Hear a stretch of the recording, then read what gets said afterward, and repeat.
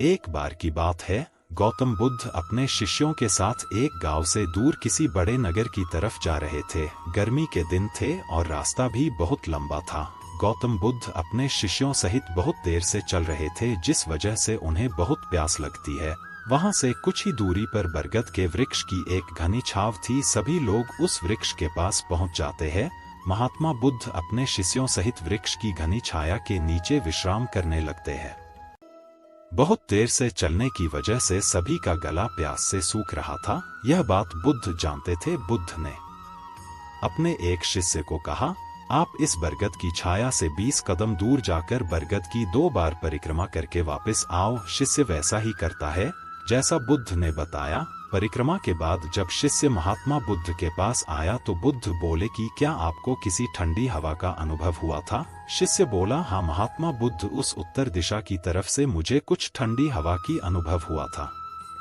शिष्य की यह बात सुन महात्मा बुद्ध शिष्य से तुरंत बोले कि उसी दिशा में चले जाओ, जरूर वहां से कुछ ही दूर पर एक तालाब अवश्य मिलेगा। उस तालाब से सबके लिए पानी ले आओ। शिष्य उसी दिशा में जब कुछ दूर जाता है तो वहां सच में एक तालाब होता है। तालाब देख शिष्य बहुत प्रसन्न होता है और तालाब के निकट जाकर जैसे ही तालाब से पानी भरने वाला होता है, तभी शिष्य की नजर वहां दूर तालाब में कपड़े धो रही कुछ स्त्रियों पर जाती है। यह देख शिष्य मन में सोचते हैं कि यह पानी तो गंदा हो गया है। लेकिन जब शिष्य ध्यान से तालाब के पानी को देखते हैं कि अभी भी तालाब का कुछ पानी साफ है, इतने में 2 बैलगाड़ी जोर से तालाब के किनारे से होती हुई निकल जाती है। बैलगाड़ी के पहिए तालाब की मिट्टी के ऊपर इतनी जोर से निकलते हैं कि तालाब के नीचे बैठी बहुत सारी मिट्टी तालाब के ऊपर आ जाती है, जिस वजह से तालाब का बचा हुआ पानी भी गंदा हो जाता है। यह देख शिष्य बिना पानी लिए क्रोध में महात्मा बुद्ध के पास वापस चला जाता है। शिष्य बड़े ही निराशा भाव से महात्मा बुद्ध को सब बात बताता है।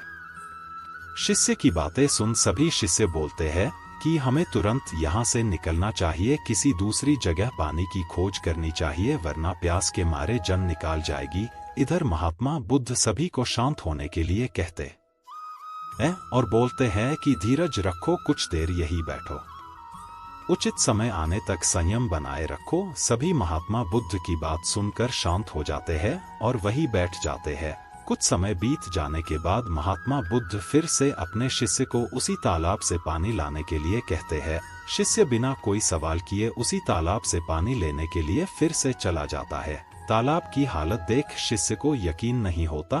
तालाब का पानी पूरी तरह से साफ होता है। यह देख शिष्य बहुत खुश होता है और पानी भरकर महात्मा बुद्ध के पास जाता है। सभी पानी पीकर अपनी प्यास बुझते हैं। लेकिन अभी भी सबके मन में ये एक सवाल था कि आखिर यह चमत्कार हुआ कैसे? तालाब का सब पानी तो गंदा था। उन्हें लगा कि जरूर ये बुद्ध की शक्ति है। इनमें एक शिष्य ने यह सवाल महात्मा बुद्ध से पूछ ही लिया कि यह चमत्कार आपने कैसे किया? शिष्य का जवाब देते हुए महात्मा बुद्ध बोले कि यह कोई चमत्कार नहीं, यह आपके सब्र का फल है। यह फल है आपके सब्र बनाए रखते ने सब्र किया। उतनी देर तक तालाब के पानी के ऊपर तैर रहे सभी गंदे तत्व और मिट्टी तालाब के पानी के नीचे बैठ रहे थे। फिर कुछ देर बाद शिष्य जब वहां तालाब के पास पहुंचा, तब तक सब दूषित कण नीचे बैठ चुके थे, जिस वजह से तालाब का पानी पहले की तरह साफ हो चुका था तथा तालाब साफ दिखाई दे रहा था। यदि उस समय आप लोगों ने सब्र न किया होता, धैर्य न रखा होता, तो आप सब इतनी गर्मी में पानी की खोज में प्यासे रहकर शायद अब तक मृत्यु को प्राप्त हो गए होते, क्योंकि यहाँ से अगला कोई तालाब है या नहीं, और होगा भी तो क्या उसका पानी साफ होगा या नहीं? इन सब कारणों से आप कभी प्यास न बुझा पाते और प्यास से मर जाते।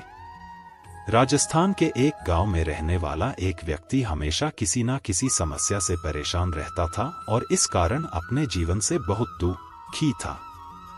एक दिन उसे कहीं से जानकारी प्राप्त हुई कि एक पीर बाबा अपने काफिले के साथ उसके गांव में पधारे हैं। उसने तय किया कि वह पीर बाबा से मिलेगा और अपने जीवन की समस्याओं के समाधान का उपाय पूछेगा।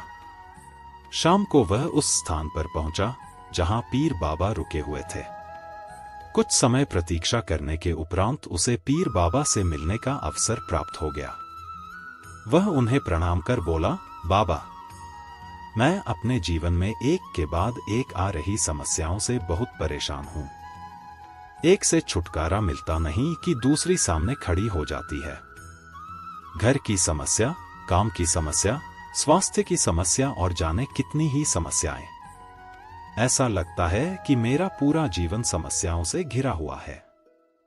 कृपा करके कुछ ऐसा उपाय बताएं कि मेरे जीवन की सारी समस्याएं खत्म हो जाए और मैं शांतिपूर्ण और खुशहाल जीवन जी सकूं। उसकी पूरी बात सुनने के बाद पीर बाबा मुस्कुराए और बोले, बेटा, मैं तुम्हारी समस्या समझ गया हूं। उन्हें हल करने के उपाय मैं तुम्हें कल बताऊंगा। इस बीच तुम मेरा एक छोटा सा काम कर दो। व्यक्ति तैयार हो गया। पीर बाबा बोले, बेटा, मेरे काफिले में 100 ऊंट है। मैं चाहता हूं कि आज रात तुम उनकी रखवाली करो। जब सभी 100 ऊंट बैठ जाएं, तब तुम सो जाना। यह कहकर पीर बाबा अपने तंबू में सोने चले गए। व्यक्ति ऊंटों की देखभाल करने चला गया। अगली सुबह पीर बाबा ने उसे बुलाकर पूछा, बेटा, तुम्हें रात को नींद तो अच्छी आई ना? कहा बाबा, पूरी रात मैं एक पल के लिए भी सो न सका। मैंने बहुत प्रयास किया कि सभी ऊंट एक साथ बैठ जाएं, ताकि मैं चैन से सो सकूं। किंतु मेरा प्रयास सफल न हो सका। कुछ ऊंट तो स्वतः बैठ गए। कुछ मेरे बहुत प्रयास करने पर भी नहीं बैठे। कुछ बैठ भी गए तो दूसरे उठ खड़े हुए। इस तरह पूरी रात बीत गई। व्यक्ति ने उत्तर दिया।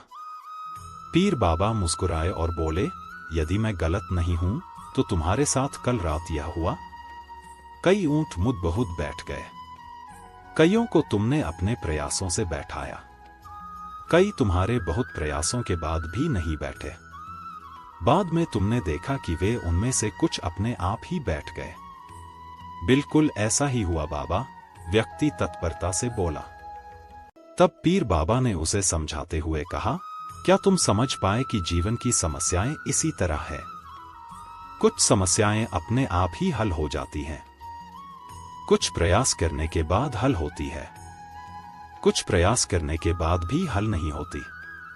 उन समस्याओं को समय पर छोड़ दो, सही समय आने पर वे अपने आप ही हल हो जाएंगी। कल रात तुम्हें अनुभव किया होगा कि चाहे तुम कितना भी प्रयास क्यों न कर लो, तुम एक साथ सारे ऊंटों को नहीं बैठा सकते। तुम एक को बैठाते हो तो दूसरा खड़ा हो जाता है। दूसरे को बैठाते हो तो तीसरा खड़ा हो जाता है। जीवन की समस्याएं इन ऊंटों की तरह ही हैं। एक समस्या हल होती नहीं कि दूसरी खड़ी हो जाती है। समस्याएं जीवन का हिस्सा है और हमेशा रहेंगी। कभी ये कम है तो कभी ज्यादा।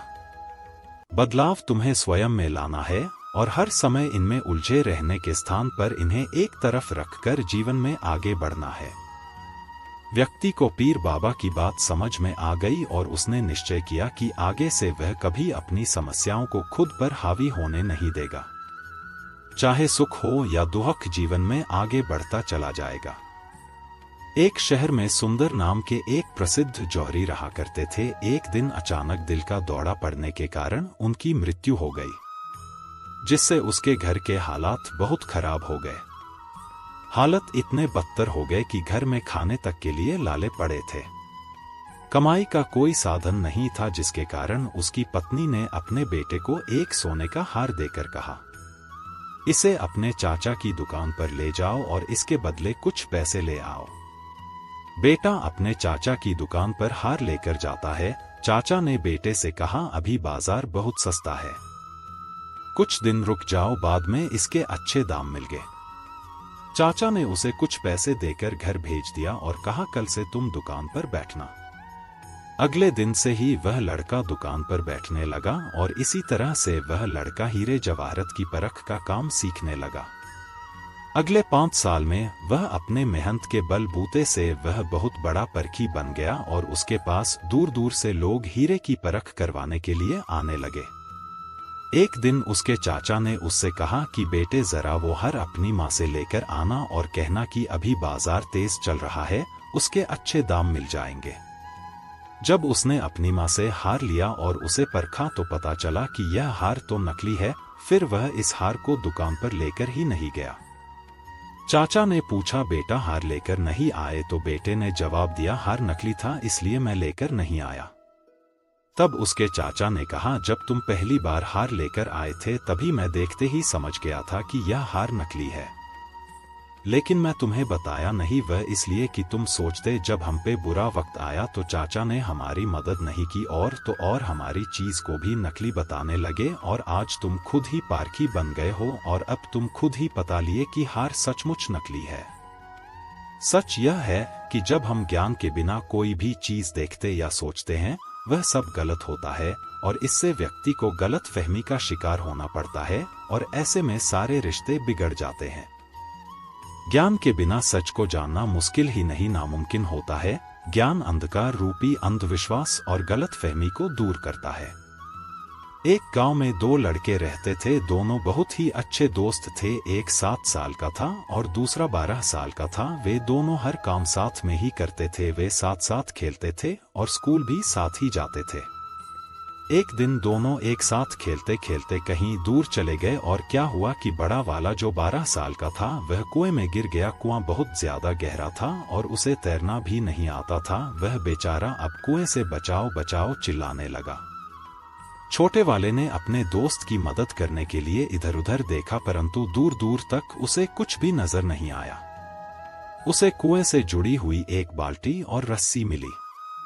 उसने रस्सी को कुएं में फेंक कर अपने दोस्त को बोला कि इसे पकड़ ले। उसने उस रस्सी को पकड़ लिया। छोटे वाले लड़के ने अपने दोस्त को ऊपर खींचने के लिए पूरी दम लगा दी, जब तक कि उसका दोस्त ऊपर नहीं आ गया। आखिर में उसका दोस्त ऊपर आ ही गया। बाद में दोनों दोस्त एक साथ मिलकर बहुत रोए और बाद में खुश भी बहुत हुए, लेकिन वो दोनों अब इस बात से डरे हुए थे कि अगर वह अब गांव जाएंगे तो उन्हें बहुत डांट पड़ेगी। लेकिन जब वो दोनों दोस्त अपने अपने घर पहुंचे तो अपनी बातें बताई तो सारे लोग उनका मजाक बनाने लगे। किसी को उनकी बातों पर विश्वास ही नहीं था कि एक 7 साल का बच्चा एक 12 साल के बच्चे को कैसे कुएं से बाहर निकाल सकता है, और वो भी रस्सी से खींचकर। लेकिन सबके न मानने के बावजूद भी एक बुजुर्ग आदमी ने उनकी बातों का विश्वास कर लिया। तो सब ने इस बुजुर्ग आदमी के पास गए और उन्होंने उससे पूछा, आपने कैसे इन बच्चों की बातों पर विश्वास कर लिया?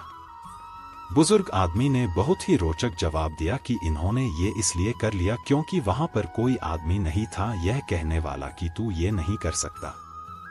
सीख जो हमें इस कहानी से मिली, मुश्किल कुछ भी नहीं है। आपकी सोच जैसी वैसा ही आपको काम भी नजर आने लगता है। अपनी सोच को बड़ा बना लो तो कोई भी काम मुश्किल नहीं लगेगा।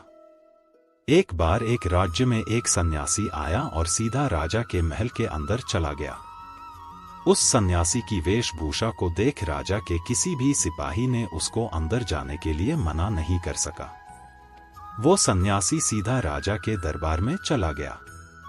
सन्यासी को अपने सामने देख राजा ने उससे पूछा, आप कौन हैं और यहाँ क्या करने आए हो? सन्यासी बोला, मैं एक गुरु हूँ, मैं बगल वाले गांव में प्रवचन देने के लिए जा रहा था, लेकिन अब अंधेरा होने वाला है तो मैं आज रात आपके महल में ही रुकने की सोच रहा हूँ। रात बिताने के लिए मुझे बस थोड़ी सी जगह चाहिए।